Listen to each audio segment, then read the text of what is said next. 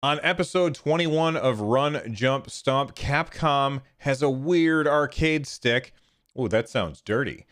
Captain Logan asks, what's good about Gamestop?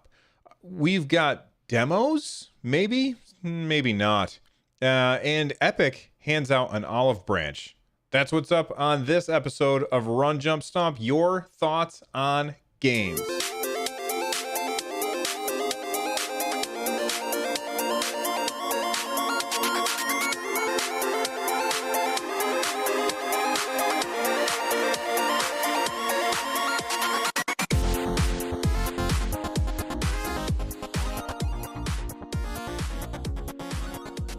All right, everybody, we are back with episode 21 of Run Jump Stomp. This is the show where you guys give me things to talk about. So let's start off by letting everybody know how to get a hold of me. You can send me a message at Run Jump Stomp on Twitter. Use the hashtag RJSPod because I have other shows and it helps me filter things.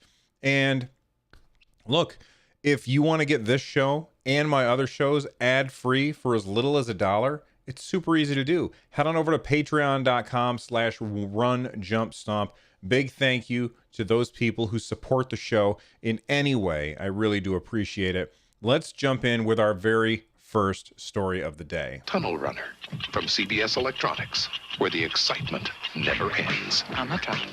I'm not trapped. Man, oh man. Capcom, you're breaking rules. All right, there's a rule about open source software. If software is open source, then you basically need permission from the people who wrote it in order to take that software and sell it. You making a profit from it requires their permission. That's how open source software works. It's hard to say open source software. Capcom has recently, and if you haven't seen this yet, go to my YouTube channel or check out the show notes, and you've got to see this thing. It is an arcade stick from Capcom, and you betcha, it is basically a giant Capcom logo. That's exactly what it is. It's two players side by side. It's an arcade stick, and the whole thing just looks like a giant Capcom logo, which is one of the craziest things I've ever heard. Oh, here's a better picture of it for those of you who are watching. It's a giant Capcom logo. It doesn't look like it's comfortable to use. I mean, what if you want to play this by yourself instead of sitting next to somebody? What if you're just playing a solo game? This doesn't seem like the best idea. But, you know, that's not even the most important part about this. The important part about this is that this is one of those. Do I have one handy? I don't think I have one handy. It's Capcom's version of a mini console. You can see I've got a bunch of them on the shelf right over there. So like think NES Classic, Super Nintendo Classic, PlayStation Classic. All of those are right down there, and we've got the upcoming Sega Classic. Well, Capcom decided, hey, we want to get in on this action. We're going to call it the Capcom Home Arcade. And it is basically one giant thing that you sit on your lap. Hopefully you're really good friends with the person next to you. But it's this huge thing you set on your lap, and it's got two joysticks and a bunch of buttons. Jay Hartley 17 in chat says it looks super cool. Yes, it looks cool, but I don't think that I don't think it would be great to play on, if that makes sense. I could be wrong though. The website, boy, can I talk today? The website basically is saying that the Capcom Home Arcade is the authentic gaming experience, the greatest Capcom arcade games experienced on the ultimate home arcade. All right. Authentic gaming featuring a pair of competition class Sanwa JLF TP 8YT sticks. That's Sanwa JLF TP 8YT sticks with an 8-way GTY directional gates and OBSF buttons for the finest precision, response times, and durability, the 16, how many? 16. There's 16 pre-installed games in this baby. The 16 pre-installed games are from the original Capcom CPS1 and CPS2 arcade ROMs with emulation provided by FB Alpha, delivering an authentic and accurate arcade experience exclusively for the Capcom Home Arcade.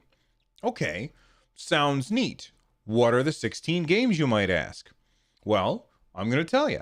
We've got 1944, The Loop Master, Alien vs. Predator, Armored Warriors, Capcom Sports Club, Captain Commando, Cyberbots, Dark Stalkers, The Night Warriors, Echo Fighters, Final Fight, Ghouls and Ghosts, Giga Wing, Mega Man, The Power Battle, Pro Gear, I think that says. I can't tell. I think it says Pro Gear. Street Fighter 2 Hyper Fighting, Strider, and Puzzle Fighter 2, Super Puzzle Fighter 2 Turbo. Okay. Well, that sounds cool. I mean, we've got a lot of games here. So how does it work? Well, it's pretty simple. You take there's two cords that come out of it. One of them is USB power, so you got to plug that in. And then the other one is HDMI output, so you plug that into the TV. And it has Wi-Fi on board. I'm not sure why something like this would need to have Wi-Fi. But it has Wi-Fi on board. How much do you guys think that we should spend on something like that? I'm going to ask chat real quick. Chat, what do you think something like this costs? What do you think would be a fair price for this? That's what I want to know first. But I'm going to let them ruminate about that for just a little bit. And I am recording this live over at twitch.tv/RunJumpStomp, of course. While they're thinking about that, I want to tell you the biggest problem with this whole thing. The biggest problem with this whole thing, I already said. It uses FB Alpha as its emulation. All right? FB Alpha as its emulation. Now, what about FB Alpha makes it bad? Well, FB Alpha is open source. Okay? And FB Alpha, because it's open source, requires that the people who wrote the actual code sign off on it being used. Now, according to Capcom, it says here FB Alpha has been licensed by Capcom Home Arcade. We don't know what that process was like. However, the software's licensing language says that basically not everyone from FB Alpha is on board. One of the contributors to FB Alpha on the development forum said, I am strongly against camp on this as well. I am very against somebody profiting from my work unless it's me. Of course, I have never accepted payment for my emulation work. I'm considering pulling out all of the code I wrote and ported to FBA. This would effectively make FBA back into a CPS and Neo Geo emulator. Listen, Capcom, you have to follow the rules. Yes, they wrote emulation of stuff that you made. Okay, so that they emulated it, but you have a license with FB Alpha. You know what? Now that I'm saying this out loud, I almost feel like whoever's in charge of FB Alpha is to blame here, and maybe not Capcom. All right, because Capcom made a deal with whoever has licenses FB Alpha, and it seems like the people who licensed FB Alpha, they didn't get permission from everybody who wrote code for it. So it seems like they're getting a profit, and Capcom's certainly going to turn a profit, especially when you hear the price of this friggin' thing. But the people who wrote the code that emulates the stuff, the software that's going to be on this device, they're not making a profit off this. And some of them are saying, you better pull my code out of this thing because I didn't approve it. That is very interesting. All right, so let's take a look and see what chat says. Joel Mead in chat says no more than 25 to 30 bucks. Bravd says 30 bucks, 35 maybe. J Harley 17 says I would say 100, maybe just for the looks of the thing, but I would maybe get it at 60. Let's see, anybody? No, everybody else is quiet about it. All right, you guys ready to hear the price? Okay. The price for this thing is $260. Let me say that one more time. $260 for 16 games and a fighting stick. And while, yes, the fighting stick looks really cool, there's no doubt that it looks cool. Okay? But $260 cool? Are you out of your mind? Like, there's no way that this is worth that amount of money. I know arcade sticks are expensive, but $260? Come on, get off of whatever crack you are smoking, because that is just crazy town.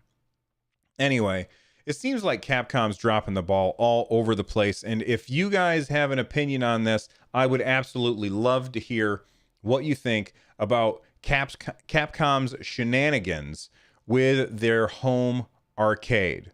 Let me know. Tweet at me. Use the hashtag RJSPOD.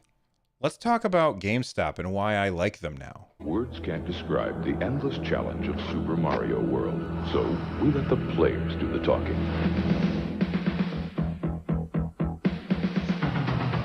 This went on longer than I thought it was going to. Super Mario World is here. It's one of the new generation of Nintendo games. It comes only with Super Nintendo, and it's like nothing you've ever faced. Now you're playing with power, superpower. Okay, I need to edit that audio file down a lot. Holy cow, that was a really long interstitial. Sorry about that. Captain Logan tweeted at me, and they actually tweeted at me before the last episode, but the last episode was really full already, and I also kind of forgot about the tweet, so sorry, Captain Logan. But they tweeted at me and said, hey, at RunJumpStomp, are used game stores acting as a means to aggregate old games for newer generations and keep them out of landfills longer? Does digital help with landfill issues even if we might lose out on games not being preserved in the future? All right, so Captain Logan, thank you so much for taking the time to tweet at me. Let's talk about this for a second, because I often talk about the things that I can't stand about GameStop. But this is a really good point. This is a perspective that I'd never really thought about. The idea that if it weren't for places like GameStop, then a lot of the things that we play and then get sick of, like, they might just end up in the trash. Like, not everybody has a giant wall, like a shrine to video games that they can have in their house. I'm lucky. My wife let me design a recording studio in here and have this ridiculous wall of stuff with all of my decorations all over the room. I should do a studio tour sometime soon. We'll see. But like, not everybody can do that. My wife is awesome and she let me do that. So what happens to this stuff when you're done with it? Like, what happens to your PS2 games? You people have their PS2 games, but then they had their PS3 and then their PS4 and their Xbox One and their Xbox 360, and they've got all this stuff. And quite often people will take that stuff and they'll put it in boxes and maybe put it in the garage. And, you know, in the summertime, maybe they'll try and do a yard sale, try and get people to come and buy these things. And maybe after a couple of years of nobody buying them, they'll say, you know, I need to get rid of this stuff because it's cluttering up my life. And what do? They take it to the dump, you know? That's what would definitely happen if we didn't have a place to sell our used games.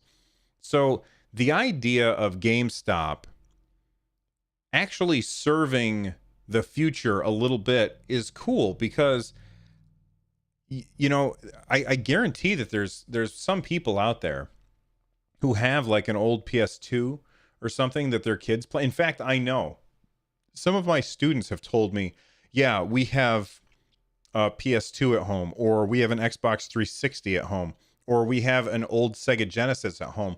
That's their gaming system. They don't have the new games, which was really surprising to me, that younger kids have some of this stuff at home. And they can't download the games.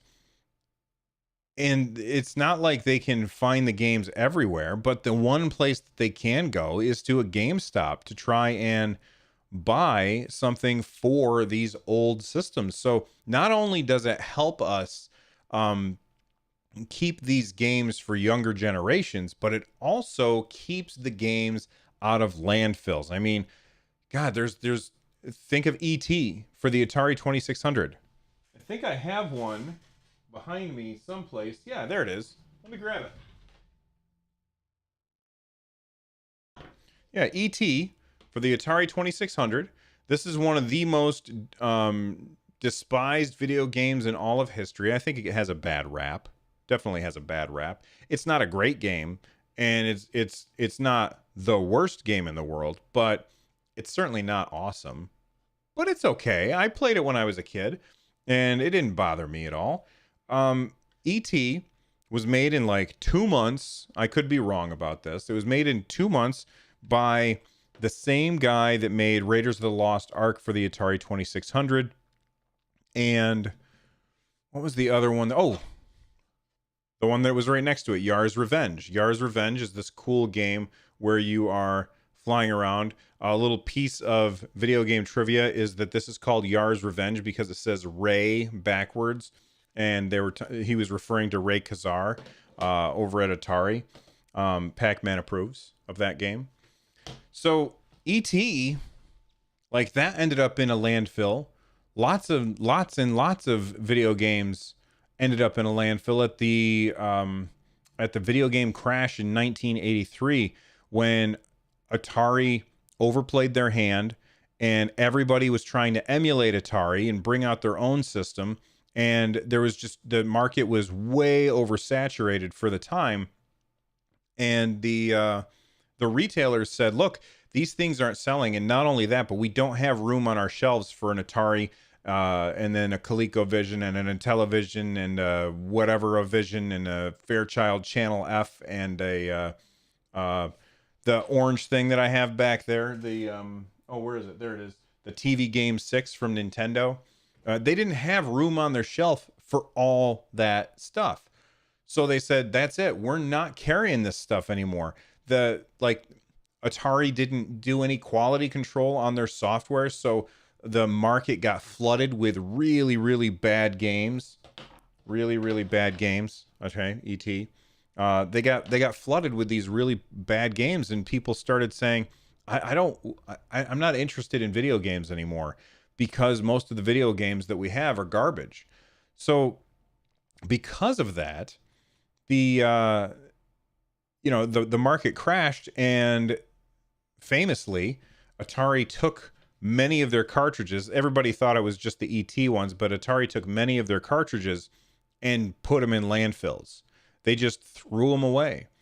And used game shops, which is something that certainly didn't exist at the time, but used game shops, they could have saved some of these. In fact, there's this whole documentary about how Microsoft paid for this documentary to find where the Atari cartridges were buried and dig them up in the landfill to either prove the rumor, what's it called when it's like the urban legend, prove the urban legend true or not. But I think that a lot more video games might suffer the same fate as old ET here did, if not for secondhand video game stores. And that's definitely something that we want to keep in mind. It may be the most addictive toy in history, and it's definitely the hottest thing this Christmas. I got a tweet from Smash Block Games. And they asked a really, really good question. And this is something that I've talked about on my shows before, but Smash Block Games brought up what happened to demos. Do you remember demo discs in magazines?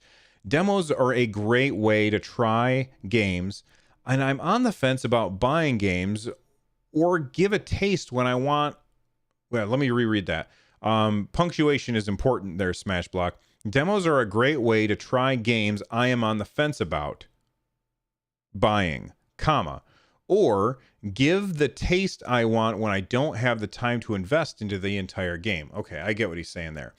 I'd love to see more demos as we move into the digital age of gaming. So if you're old like me, then you probably remember going and getting magazines.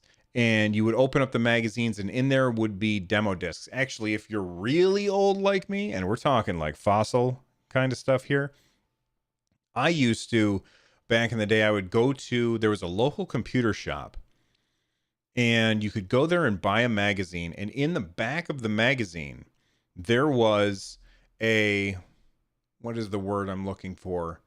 There was the code for a game. So you would open up the magazine, you would turn on your computer, and the code was in BASIC. You remember BASIC, the language?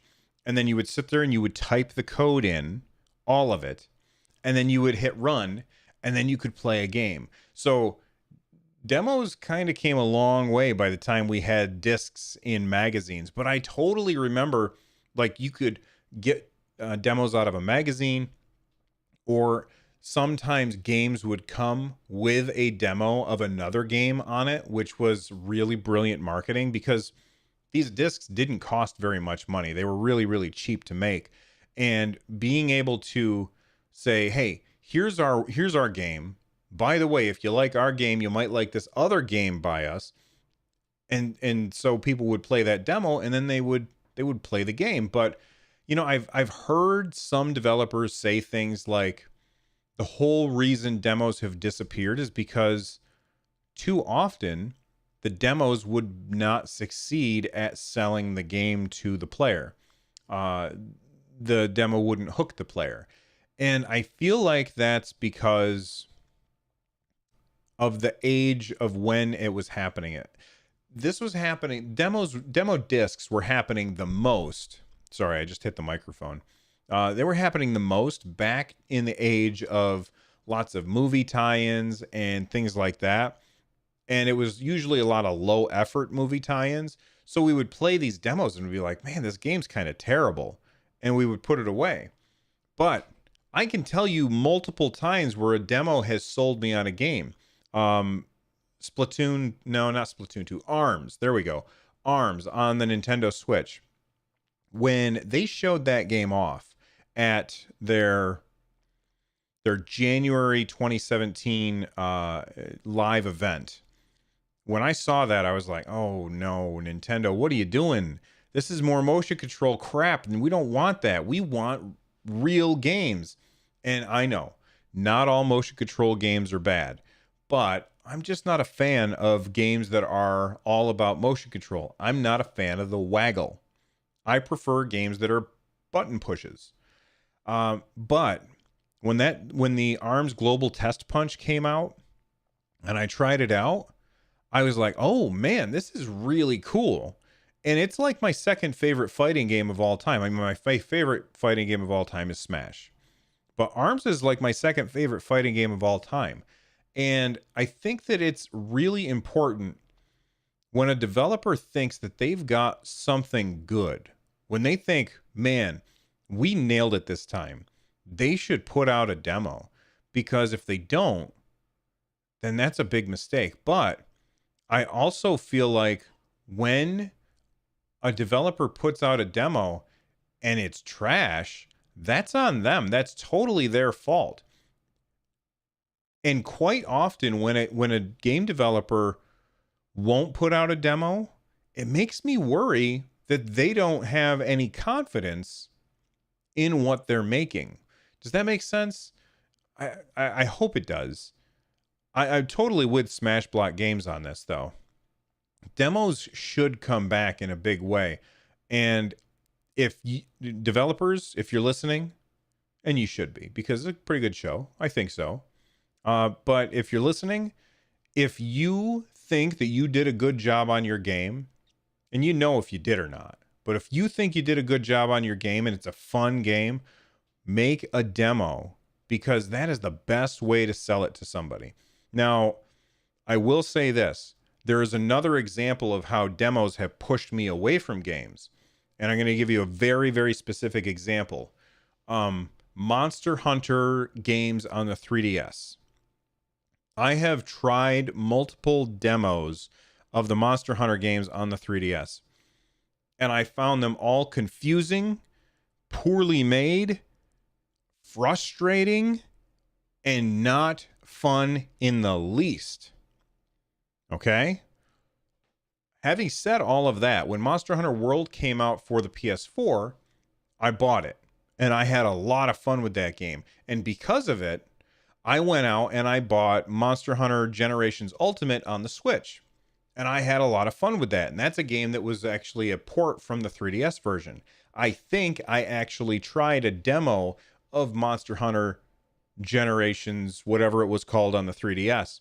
And I said, this is a big pile of steam and a garbage. No, this is hot dumpster fire. And so I said, I'm not playing this. But I really like that game. It had a bad demo. If developers, if you think you did a good job on your game, make a demo, but make it a good demo. First off, don't have it be like the first couple of minutes of the game, because quite often that doesn't pull people in. Unless it's got a really cool hook right at the beginning, it's not going to pull people in. You can't just take out a small section of the game and set it aside and say, okay, there's your demo. You got to put work into it. Think of it as marketing. If you're willing to spend money on marketing, you should be willing to spend money on a demo. And I think that at the end of the day, that would be best for everybody involved, both video game manufacturers and us, the players, because I think there's a lot of times where there's some fantastic games out there that just get ignored because they're just no good demo or no demo at all. So, and I've said this on podcasts before, this is a game that should have a demo because it's awesome and nobody's paying attention to it. You know, that kind of thing. All right, let's take a look at story 4. This is really good. This is a great olive branch from Tim Sweeney. Now, if you don't know who Tim Sweeney is a guy who basically is in charge of Epic Games. And there's this thread from Tim Sweeney about the current controversy when it comes to video games, or video game stores on PC. So I'm going to do a quick TLDR catch you up version. Epic Games they make Fortnite, and they have buckets of cash because of Fortnite. Okay. They want to make a video game store to break the monopoly that Steam has. Sounds like a good idea, right? Steam has a monopoly. They don't really innovate anymore. They just have been sitting there collecting their money. So they use their giant buckets of money, the Epic Games does. They throw it at developers and they say, come and be an exclusive on our platform, and we will give you money. And not only that, but we will also give you a higher revenue share than Steam does. This is very, very, what's the word I'm looking for?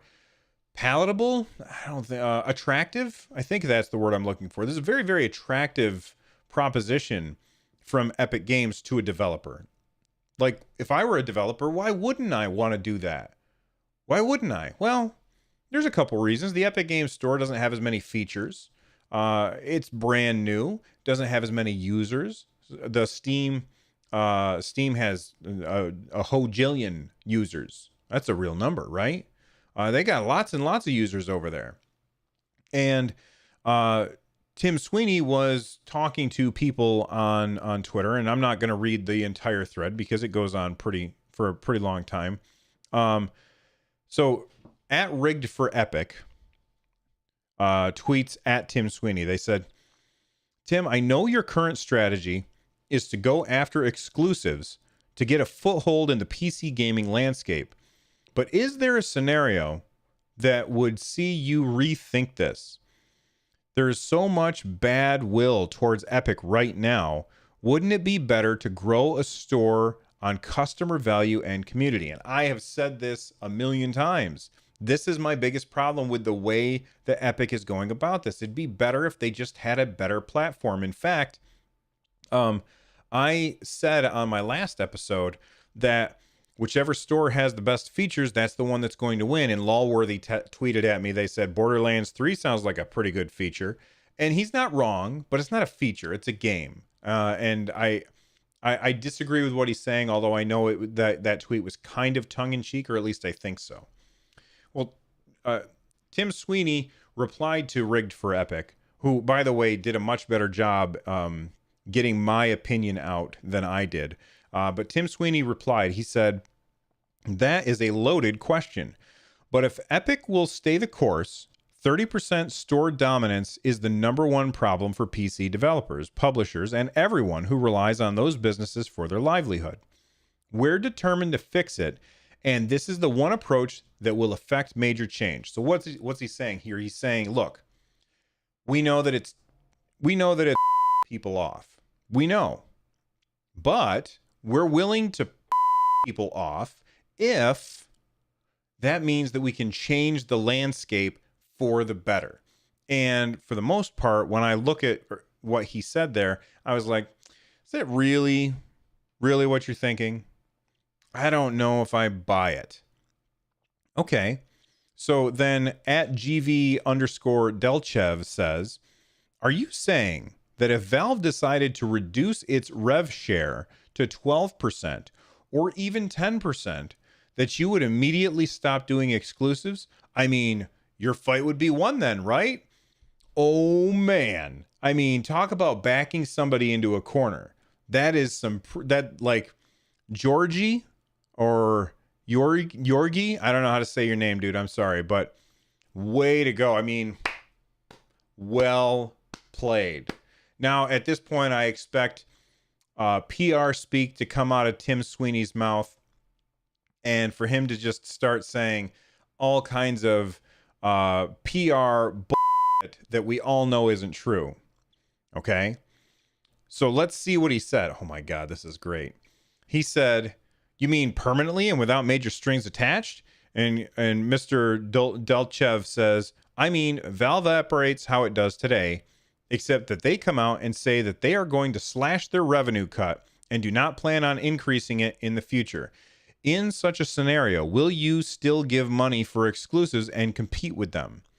And Tim Sweeney replied, if Steam committed to a permanent 88% revenue share for all developers and publishers without major strings attached, Epic would hastily organize a retreat from exclusives while honoring our partner commitments and consider putting our own games on Steam. Holy cow. That is, forgive the pun, epic. That is pretty amazing. He has basically said, look, the only reason we're doing this is to break the Steam monopoly. And I thought that was just a bunch of nonsense. I didn't believe them. But for him to say this, that if Steam permanently says, look, we're going to match your revenue share to make things better for developers, then okay, we're going to stop doing what we're doing, which is trying to force our way into the system to break the monopoly. And I think that that's awesome. Tim Sweeney then replied to that. He said, such a move would be a glorious moment in the history of PC gaming and would have sweeping impact on other platforms for generations to come. Then stores could go back to just being nice places to buy stuff rather than the game developer IRS. So man, what an awesome tweet.